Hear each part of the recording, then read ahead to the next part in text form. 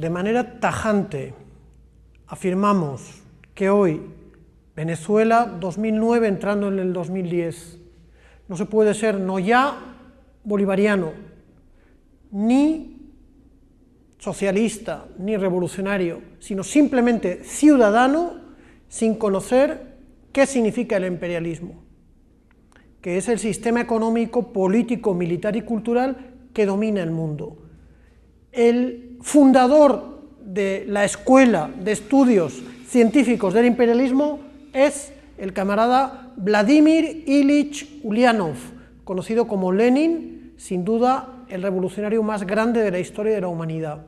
Él realiza el estudio sistemático de la conformación del capital en su época, inspirándose en algunos otros textos como los de Hobson, Hölderlin, pero haciendo un estudio muy empírico, él descubre que ya no estamos en la misma época del capitalismo que en la época de Carlos Marx y de Federico Engels, sino que se está en una etapa diferente y en una etapa que él llama superior, la etapa del imperialismo.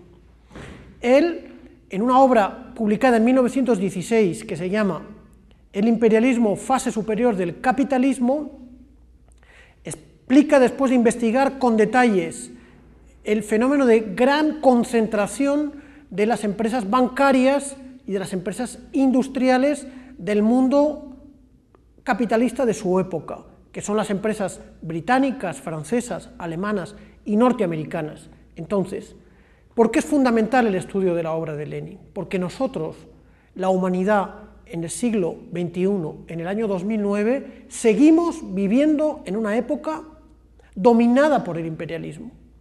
Es cierto que el imperialismo ha inventado nuevas formas de acumulación del capital, pero no se puede interpretar el mundo, primero, sin dejar de leer el imperialismo, fase superior del capitalismo, y también sin estudiar las nuevas formas de acumulación del capital y además las nuevas formas de mantenimiento del control geoestratégico por parte del imperialismo sobre el conjunto de la humanidad.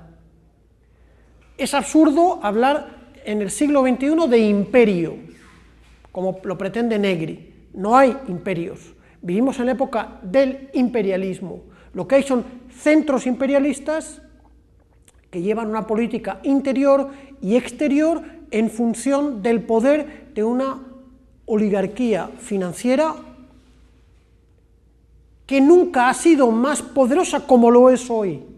Nunca ha sido tan pequeña y tan poderosa, y es la que se expresa en la lista de los millonarios de la revista norteamericana Forbes. Eso es un simple, pequeño indicador que nos aproxima al poder de los grandes ricos, que son los que controlan la política, la economía, la guerra, la paz, y que representan los intereses de unas transnacionales industriales, bancarias, que controlan los recursos del mundo y que siguen controlando el mercado mundial, que fijan los precios, que establecen qué gobiernos deben ser tirados, qué gobiernos deben ser apoyados, qué guerras hay que desencadenar o qué paces hay que firmar con tal de asegurar el dominio geopolítico del imperialismo. Entonces, Lenin establece ese concepto que no es un concepto suyo, es un concepto de un autor británico que se llama el imperialismo. Lo que ocurre es que Lenin le da una identidad científica basándose en los estudios de Marx sobre el capital y basándose en las leyes que Marx descubre para estudiar el funcionamiento del capital. Las leyes que luego estudia Stalin en su obra Los problemas del socialismo, de la construcción del socialismo, son fundamentalmente que el capitalismo necesita el máximo beneficio, no necesita el beneficio, necesita el máximo beneficio. Esa es la ley fundamental del capitalismo. Entonces, hoy, en estos momentos, analizando la economía mundial, se establece que, por ejemplo, la industria petrolera ha seguido los mismos pasos que estableció y que observó Lenin, la concentración en cada vez menos empresas más poderosas. Es decir, las 6 hermanas que eran las empresas petroleras, hoy son 3 hermanas y 2 primas, porque se ha concentrado el negocio petrolero primero en la ExxonMobil, después en la British Petroleum, después en la Royal Dutch Shell. Esas son las 3 hermanas fundamentales. Y detrás está la Total Elf, que representa el capital financiero francés, Repsol, que aparentemente es una empresa española, pero que está controlada por la familia Rockefeller a través del Chase Manhattan Bank, que a su vez controla la ExxonMobil, que es la principal empresa petrolera, cuyos beneficios y cuyo presupuesto supera al de decenas y decenas de estados del mundo, a continentes enteros. Son más poderosos financieramente y también políticamente que países enteros. El negocio de la construcción de aviones ha pasado también por un proceso de monopolización y de concentración en pocas manos. Boeing, en Europa Airbus. El proceso de la industria farmacéutica ha tenido exactamente la misma evolución. La industria petroquímica ha tenido la misma evolución. La construcción de automóviles, hace unos años eran decenas las empresas constructoras de vehículos automóviles. Hoy, y en medio de la crisis del capitalismo, aumenta la tendencia a la concentración en superempresas que son las que controlan la política, la guerra, la paz, la desaparición de la humanidad. Son las que están evitando que se tomen medidas para frenar el calentamiento de la humanidad y la destrucción de la capa de ozono, porque afecta a sus intereses.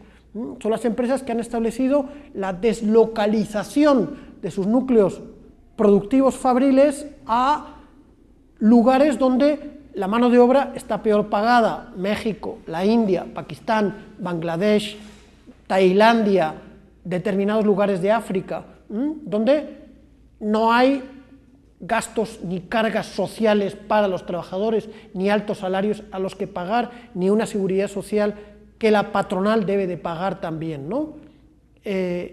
¿Cuáles son los rasgos que Lenin establece para el imperialismo? Primer rasgo: la fusión del capital industrial con el capital bancario. El segundo rasgo es la consecuencia de este fenómeno económico, la construcción, el nacimiento de una fuerte oligarquía que es a la vez la fusión de ese capital bancario y de ese capital industrial. Hoy, con el desarrollo estratosférico de la especulación bancaria, el capital, la oligarquía financiera, no tiene menos poder, sino que tiene más poder. Lo que ocurre es que la crisis del capital lleva a una depuración de empresas poco rentables que son compradas por las empresas fundamentales. Y viene el Estado capitalista para sostener empresas bancarias en crisis y evitar el hundimiento del sistema. Después, el rasgo de la política económica exterior es la exportación de capitales. Por ejemplo, un país como el Reino de España, que había sido un país feudal colonial, pasa a ser un país subimperialista porque por primera vez en los años 80 y 90 no solamente importa materias primas a base de sus guerras coloniales, el oro y la plata de América Latina, de Potosí, de Zacatecas, sino que por primera vez exporta capital con el visto bueno, con la aprobación del imperialismo norteamericano, y compra empresas públicas del Cono Sur, de México, de Mesoamérica, de Venezuela, de Colombia, y establece su monopolio sobre la electricidad, sobre las telecomunicaciones, sobre los servicios bancarios, sobre los servicios de transporte aéreo. Por primera vez en su historia, España deja de ser un país semifeudal a ser un país subimperialista. El reparto del mundo entre distintos intereses imperialistas.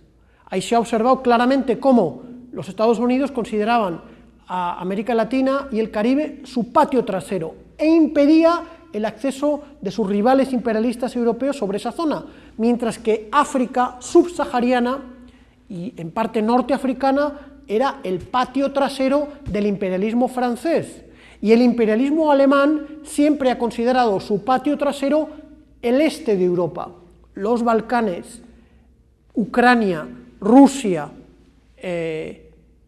Para el imperialismo japonés, su patio trasero ha sido Asia, el extremo oriente asiático.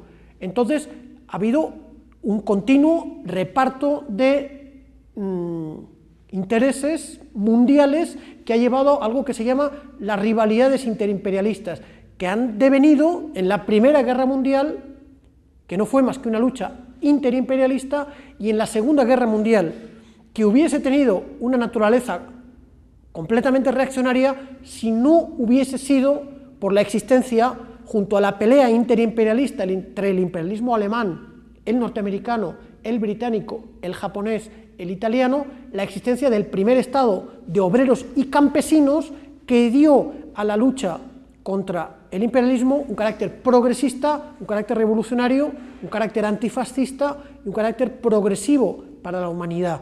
Es un fenómeno nuevo que tampoco Lenin lo conoce en su época, pero que paradójicamente, al caer la Unión Soviética, vuelve a estar más de actualidad la obra de Lenin, porque la obra de Lenin se hace sin que exista un poderoso campo socialista que puede frenar la naturaleza belicista del imperialismo.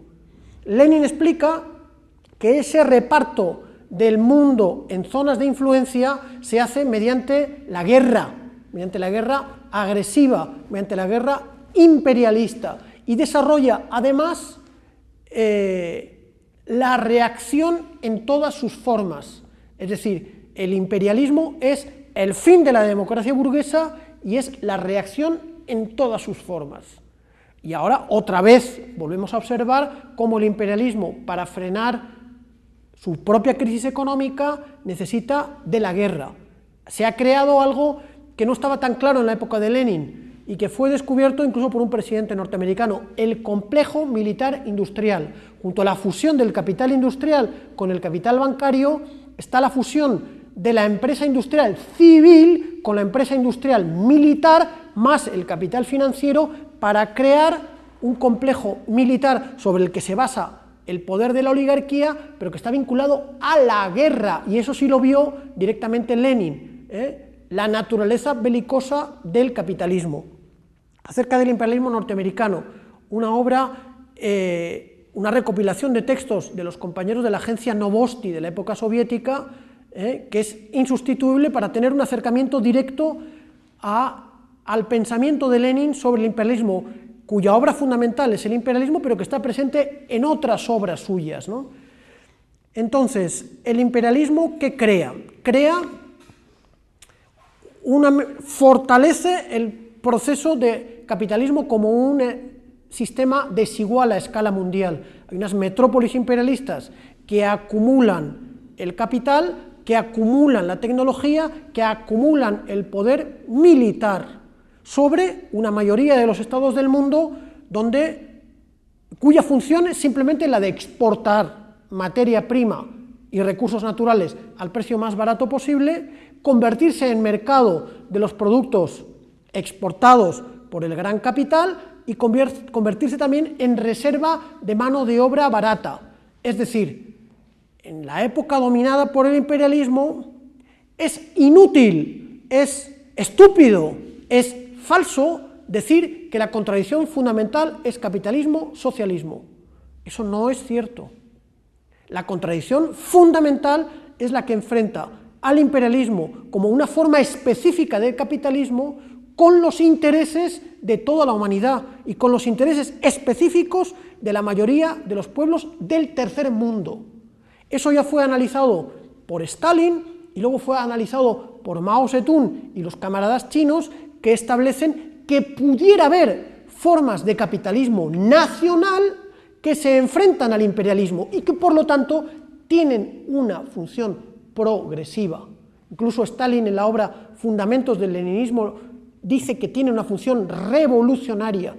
Puede haber un movimiento revolucionario que no sea obrero, que no sea republicano y que no sea socialista, pero que tiene una función antiimperialista. Es el caso, por ejemplo, de Manuel Zelaya en Honduras. Vemos un capitalista nacional, un terrateniente vinculado al Partido Liberal procapitalista, proimperialista hondureño, pero que representa un capitalismo nacional hondureño que choca de frente con los intereses de la burguesía compradore, que es un concepto de origen chino que expresan sobre todo un autor como Samir Amin, o un autor como Michel Colón, es decir, aquella burguesía que no representa a los intereses de la patria, que es traidor con respecto a los intereses de la patria, pero que es un agente comercial, un agente económico al servicio de las multinacionales.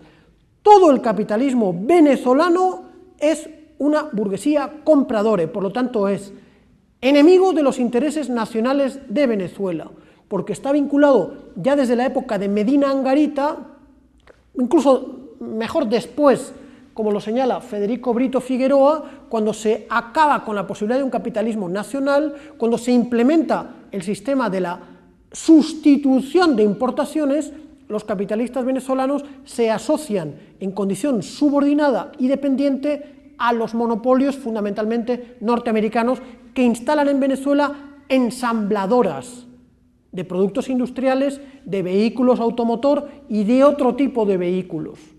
Y ese capitalismo venezolano se niega a cualquier rol patriótico, a desarrollar un capitalismo nacional, y esa es la realidad que se expresa hoy políticamente, cuando todas las fuerzas de oposición no son otra cosa más que agentes tarifados a sueldo de la embajada norteamericana y del imperialismo norteamericano. No hay una sola fuerza de capitalismo nacional como sí la ha llegado a haber en México, en Argentina, en Brasil, donde ha habido formas de capitalismo nacional más o menos subordinadas en el ámbito mundial al capitalismo internacional, pero que ha intentado desarrollar las tesis cepalistas y desarrollar un capitalismo nacional. Eso en Venezuela nunca ha tenido lugar, nunca ha tenido ningún desarrollo. Es por eso que la primera fase de la soberanía nacional pasa por un capitalismo de Estado, pero que no destruya formas privadas de producción, de distribución, de reproducción del capital, siempre bajo la dirección de un Estado democrático. Eso sí que significa que la teoría del imperialismo es la única que nos puede orientar sin perdernos en la elaboración de un programa de liberación nacional y social. Si eliminamos la teoría del imperialismo, hay algún ministro que habla de que la contradicción es capitalismo-socialismo. Es falso. Hay algún otro estudioso que se reivindica del marxismo, amigo nuestro, que niega la realidad del imperialismo y de los monopolios. Eso es un error dogmático que no estudia la realidad como la estudió Lenin y que nos lleva al desastre político, a no entender cuáles son las contradicciones y por lo tanto cuáles son las alianzas de clases y el programa político que se tiene que hacer que se tiene que elaborar para superar la etapa, para consolidar la etapa de la soberanía nacional y para pasar a una etapa de orientación socialista. Entonces, fundamental. Lenin establece una escuela de pensamiento y una escuela de análisis que ha sido desarrollada a lo largo del siglo XX y en lo que va en el siglo XXI. Por citar algún autor, Eduardo Galeano, Las venas abiertas de América Latina, que estudia cómo se pasa del capitalismo colonial, del precapitalismo feudal, a la sumisión de los pueblos latinoamericanos por el imperialismo, primero británico y luego norteamericano. Rui Mauro Marini, un autor brasilero que estudia también el rol económico del imperialismo. Darcy Ribeiro, un autor brasileño muy interesante que estudia el imperialismo en lo económico y en lo político en Brasil y en América Latina. Paul Baran, otro estudioso norteamericano de los años de mediados del siglo XX, que estudia el mismo fenómeno. Teotonio dos Santos, que lleva en el Brasil estudiando en los años 70 el fenómeno del imperialismo. Federico Brito Figueroa, que es en su obra Venezuela, Estado colonial, Venezuela contemporánea, Estado colonial, el que estudia muy concretamente las formas que tiene el imperialismo económico de someter y de privar a Venezuela de su soberanía, ocasionándole a Venezuela el desastre del que todavía no hemos salido. Ludo Martens, que estudia el capitalismo en la época de la caída del campo socialista. Al caer el campo socialista, el imperialismo extiende su dominio por todo el planeta, recuperando zonas que había perdido en función de la descolonización, de la derrota de la Segunda Guerra Mundial y de la constitución de un campo socialista poderoso. José María Sison, un autor comunista filipino muy interesante para estudiar cómo en condiciones de dependencia económica, política, cultural, ideológica, los países del tercer mundo tienen que adecuar la teoría de Lenin a la necesidad de la lucha contra el imperialismo, desarrollando el pensamiento chino de la nueva democracia, de un proceso de transición en el que se asegura la soberanía nacional y un sistema que no es capitalista, pero que no es todavía socialista y que no puede ser socialista. No se puede pasar de la dominación colonial al socialismo inmediatamente, porque para eso se necesita un desarrollo impetuoso de las fuerzas productivas, que hoy Venezuela está muy lejos de poder conseguir todavía. Frantz Fanon, que estudia en Los condenados de la tierra el fenómeno psicológico de la dominación colonial. Fidel Castro es un estudioso permanente del fenómeno del imperialismo y en lucha contra el imperialismo norteamericano consigue actualizar el pensamiento de Lenin sobre la realidad del imperialismo. Juan Bosch, en una obra de historia que se llama El Caribe, de Cristóbal Colón a Fidel Castro, estudia la penetración de los imperios, eso sí, imperios precapitalistas europeos, más luego del imperialismo en la zona nuestra del Caribe, en una obra de historia muy interesante.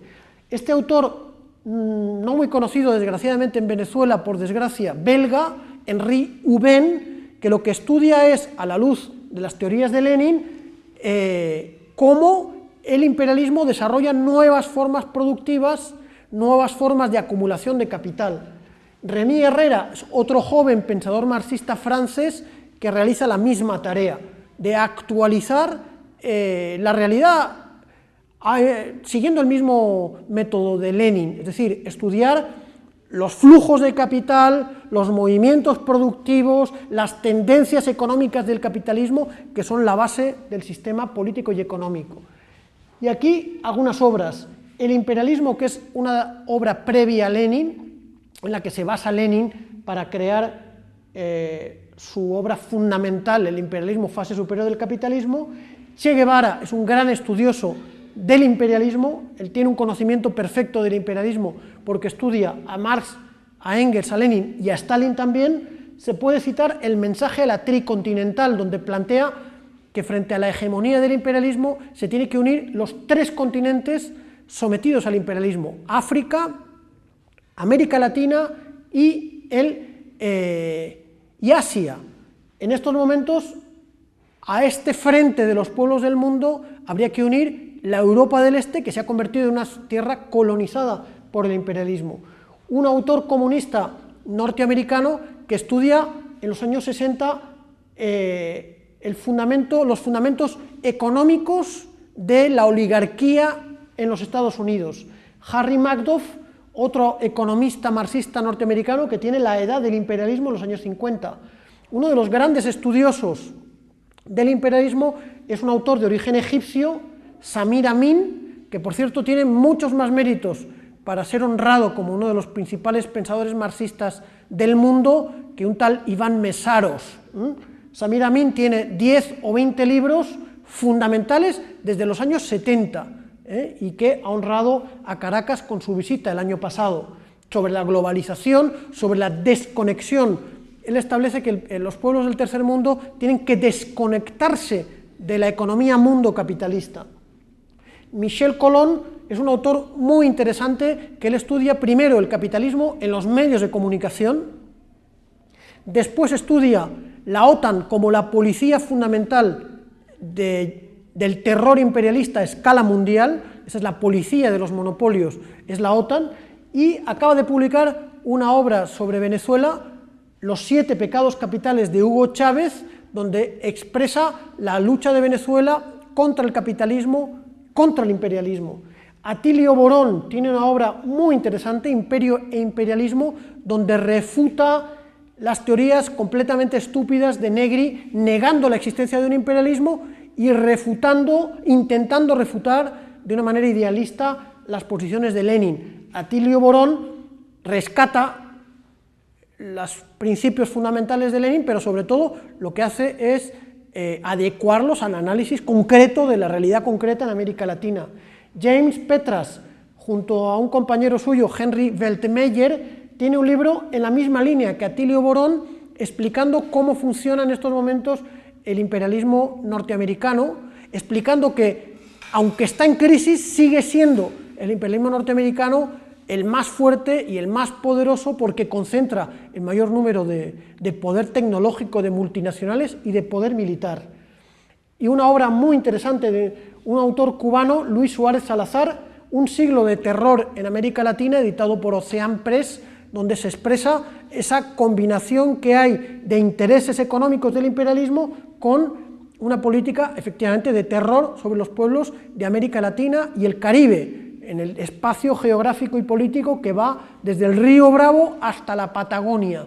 Una obra absolutamente fundamental, muy bien escrita, muy bien documentada y muy clara.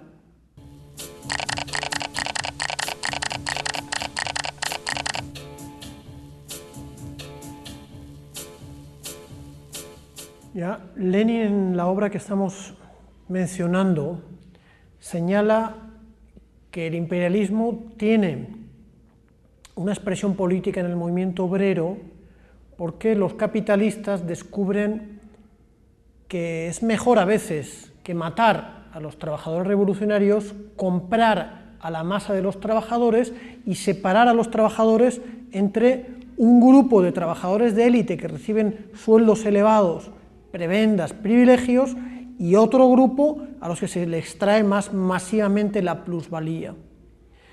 Eso, Lenin señala que esa es la base de la,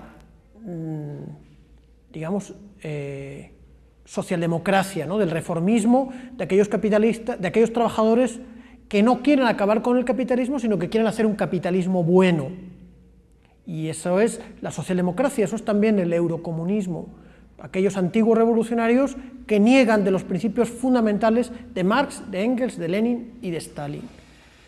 En Venezuela, ya el capitalismo, sin duda, asesorado por los especialistas de los servicios secretos y de las universidades norteamericanas, establecen el peligro fundamental que era para la estabilidad de Venezuela como colonia la realidad de un movimiento obrero dirigido por los comunistas y de orientación revolucionaria. Es decir, en los años 30, los años 40, las primeras huelgas de los obreros petroleros en Maracaibo, de los diversos obreros y sectores de obreros en Caracas, están dirigidas por los comunistas y tienen la orientación no solamente de reivindicaciones inmediatas, indispensables, porque las condiciones de explotación eran horribles, sino además la perspectiva de la revolución en Venezuela. ¿Cómo resuelven esto? A través de las dictaduras militares, pero a través de la creación de una aristocracia obrera completamente corrompida. Es decir, el gobierno de Medina Angarita, en los años 40, arrebata el control de los sindicatos al Partido Comunista de Venezuela y crea el origen de unos sindicatos corrompidos, amarillos, de rompehuelgas, que recibían sus funcionarios altos salarios, excelentes condiciones de vida, que los separaban radicalmente de las condiciones de vida de la gran masa de trabajadores y de campesinos súper explotados. Es escandalosa la posición de Müller Rojas, que ha dicho que el Partido Comunista Venezolano está burocratizado desde los años 40. Él, que es un viejo adeco, convertido en ideólogo del PSV, debería de saber que fueron los adecos los que crearon los sindicatos contrarrevolucionarios y amarillos, que se enfrentaron violentamente con los sindicalistas de vanguardia, que eran sindicalistas comunistas, utilizando la fuerza física, utilizando gavilleros adecos, que atacaban las sedes obreras, atacaban las huelgas obreras dirigidas por los obreros con conciencia de clase, encuadrados en el Partido Comunista de Venezuela. Entonces, desde aquel momento, desde el poder, desde el golpe de Medina, más el golpe adeco, más la dictadura de Pérez Jiménez, hay una profunda debilidad en el movimiento obrero venezolano, que por un lado está totalmente dividido y que por otro lado ha estado controlado por mafiosos, por criminales, por delincuentes al servicio de la patronal, que tuvieron su máxima expresión en la Central de Trabajadores de Venezuela, una de las responsables del golpe de Estado fascista de abril del 2002 contra el presidente Chávez. Y esa es una de las debilidades históricas que tiene el proceso revolucionario venezolano, en el que no existe todavía un fuerte movimiento obrero y campesino unido, capaz de imponer sus intereses de clase al proceso de liberación nacional sobre los sectores pequeño burgueses, civiles y militares que en estos momentos controlan el proceso de liberación nacional en Venezuela. Mientras no se depure 100 años prácticamente de oportunismo, ya no creando una aristocracia obrera, creando una mafia criminal, que hoy todavía, por contratos en empresas de construcción y empresas de servicios a la industria petrolera, se caen a tiros y se matan en un contexto de pura mafia, Por lo tanto, hay una lucha histórica de la que depende el futuro de la construcción socialista en Venezuela, que es la de crear un sujeto obrero revolucionario, sindical y políticamente unido, con organizaciones de vanguardia que lo motoricen en función, primero, de la plena soberanía nacional y después de la construcción de un Estado revolucionario socialista.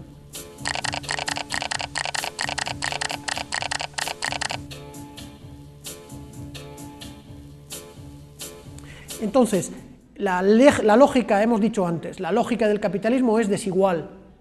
Es estúpido hablar de que el capitalismo está presente en Venezuela, en Guyana, en Belice, en Guinea-Bissau, en Alto Volta, en Suiza y en Noruega. ¿Cuál es la diferencia de Suiza, de Noruega, con las Islas Guam o con las Islas Tonga o con la República Centroafricana o con Paraguay? Países empobrecidos, sometidos a dominio militar y colonial del imperialismo, que sufren históricamente una pérdida de sus recursos naturales, además mediante la imposición de dictaduras abiertas o encubiertas que someten mediante el terror a pueblos a los que el imperialismo saquea, roba directamente, haciendo del capitalismo en su etapa imperialista algo completamente desigual. Es decir, el imperialismo funciona bien para 20 países o para 15 países, y es una maldición para casi 150 países que constituyen la mayoría de la humanidad, donde hoy más de 1.000 millones de personas no es que están en pobreza, es que no pueden comer satisfaciendo sus necesidades biológicas para reproducirse en vida. Es decir, las multinacionales, las Monsanto, etcétera, han creado un sistema de fijación de precios y de distribución de los alimentos que lleva al hambre a más de 1.000 millones de personas en la Tierra. Eso es la expresión en lo económico de la hegemonía del imperialismo. La teoría del eslabón débil. Efectivamente, Marx piensa a lo largo de su vida que se están creando condiciones para el socialismo en Alemania, porque él observa que hay una contradicción entre el desarrollo de las fuerzas productivas, que es cada vez mayor, y la apropiación del beneficio de las fuerzas productivas, que es cada vez en menos manos. Entonces, él observa cómo la creación de una clase obrera muy poderosa en Alemania va a llevar a esa clase obrera en Alemania a tomar el poder revolucionariamente. Los alemanes, los trabajadores alemanes, intentan efectivamente tomar el poder revolucionariamente. 1918, 1919, 1920, insurrección en Hamburgo, insurrección en Berlín, insurrección en Baviera, insurrección en Múnich, asesinato de Rosa Luxemburgo, asesinato de Karl Liebknecht, masacre del partido espartaquista, que es el nombre que tiene el Partido Comunista, y de cientos de obreros en armas. Por lo tanto, la Revolución Alemana es aplastada en sangre, y pasa lo mismo en los países europeos, pasa lo mismo en Finlandia, pasa lo mismo en Austria, pasa lo mismo en el norte de Italia, con Gramsci, Pasa lo mismo en España, con la República Española, donde los intentos revolucionarios son aplastados por el capitalismo en su fase fascista, imperialista y fascista. Y el capitalismo es quebrado, y eso lo observa Marx al final de su vida y sobre todo Engels, una vez que muere Marx, en países capitalistas de la periferia, donde el dominio imperialista es menor. Pero esa misma teoría del eslabón débil la lleva a la práctica Simón Bolívar. ¿Por qué Simón Bolívar hace de Caracas la plataforma de lucha por la independencia de Sudamérica, de Mesoamérica, del Caribe? Porque en Caracas el imperio español está debilitado, no tiene la fuerza que tiene en las capitanías, donde se concentran las tropas, los jueces, los curas, los inquisidores, los nobles, los funcionarios de la monarquía. Caracas es un eslabón débil de la cadena colonial española. Lo mismo que Rusia es un eslabón débil donde triunfa la revolución obrera, el capitalismo no se ha desarrollado, y esa teoría del eslabón débil a lo largo del siglo XX y en el XXI se sigue desarrollando. Es decir, segundo país donde triunfa el socialismo, en Mongolia, un país de pastores en el centro de Asia. Después, en el este de Europa, donde con la ayuda del ejército rojo, el socialismo triunfa sobre la base de la derrota del fascismo en Yugoslavia, Polonia, Checoslovaquia, Bulgaria, Rumanía. China es otro gran eslabón débil, el país más habitado de la Tierra, donde finalmente, tras 20 años de guerra popular dirigida por el Partido Comunista, se imponen las fuerzas democráticas y cae el poder semifeudal y semicolonial. Después es Vietnam, el eslabón débil del imperio colonial francés. Después viene Cuba, donde cerquita del imperialismo, la dictadura de Batista era un eslabón débil. Y otra vez Venezuela. No es que haya triunfado el socialismo a pesar de la propaganda, pero sí se quiebra el dominio del imperialismo, porque el imperialismo pensaba que los lacayos adecos y copellanos iban a mantener bajo control a la chusma, así lo conciben los estrategas de Washington, y para eso ellos observan y luchan contra la rebelión y la revolución, no en Venezuela, que no esperaban que se iba a producir, sino en Cuba, en Colombia y en Centroamérica. Entonces, ante el abandono de ese control militar por parte del imperialismo, son las fuerzas populares patriotas las que rompen el control del imperialismo sobre Venezuela y crean la Quinta República. Otra vez se pone en marcha la teoría del eslabón débil, pero es una teoría que también emplea el imperialismo, que considera que nosotros, los pueblos y la humanidad, tenemos eslabones débiles. Honduras es el eslabón débil del ALBA. Paraguay es el eslabón débil de los pueblos soberanos de América del Sur. Algunas islitas del Caribe consideran ellos que son eslabones débiles. También ellos intentan debilitar la expansión de la oleada revolucionaria utilizando la misma teoría. Pero nosotros tenemos que utilizarla para destruir el poder del imperialismo.